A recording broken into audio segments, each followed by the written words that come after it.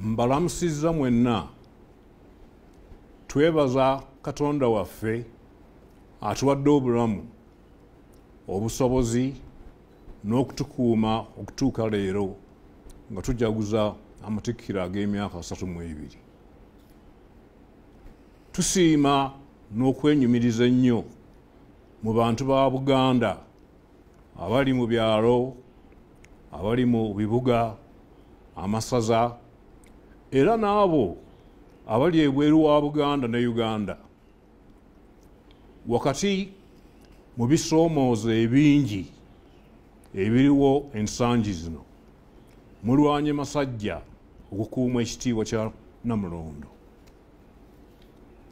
Tubeebaza bulijjo olw'okubeera abavumu n'okulemera ku nsonga ezikwata ku Bwakabaka bwaffe.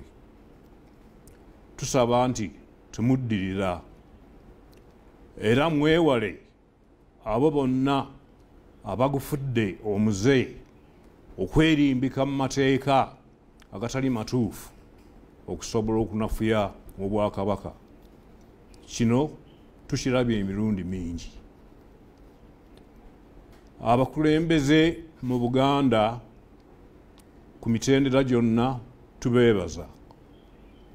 Mubadde banywevu ddala mu mbeera zonna ezitwolekedde.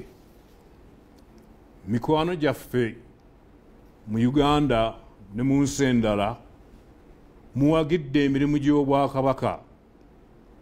Tubeebaza nnyo olw'okukolagana naffe.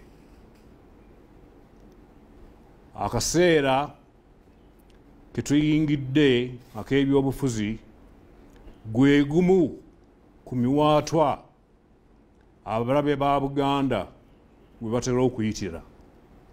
Mbasaba mubeere bagumu era abantu ab'engeri eyo mubeekengere.